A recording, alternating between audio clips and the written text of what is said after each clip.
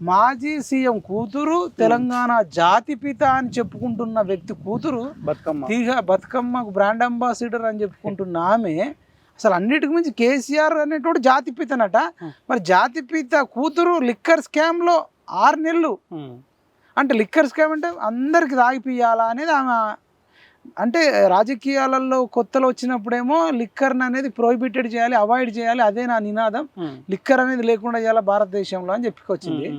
ఆ తర్వాత అధికారంలోకి వచ్చినాక భారతదేశం అంతా లిక్కర్ 24 గంటలు అమ్మాలని ఒక పెద్ద కుట్రతోని ఎంతో కొంత నిజం లేకుండా 6 నెలలు నిన్ను తీసుకుపోయి లోపటేస్తారా, నన్ను తీసుకుపోయేస్తారా.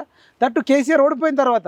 ఒకవేళ ఎలక్షన్ ముందు చేసి ఉంటే ఏమంటుండంటే కేసీఆర్ని ఎదుర్కోలేక నన్ను అరెస్ట్ చేసిర్రు అని చెప్పేటోళ్ళు. కానీ వాళ్ళు అసెంబ్లీ ఎలక్షన్ తర్వాత చేసిర్రు కదా.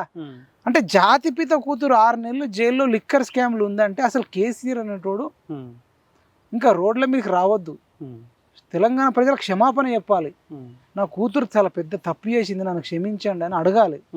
కేసీఆర్ క్షమాపణ అడగాడు, హరీష్ రావు బావ క్షమాపణ అడగాడు, అన్న కేటీఆర్ క్షమాపణ అడగాడు, కవిత క్షమాపణ అడగదు. అంటే ఇంకా అంటే ప్రజలు పిచ్చోళ్ళు, మేము ఏది చెప్పినా వింటారు అని ప్రజలను పిచ్చోళ్ళు అనుకుంటుంది. కానీ ఆమె పిచ్చిది అవుతుంది. ఆమె ఏ స్టేట్మెంట్ ఇచ్చినా నవ్వుతురు.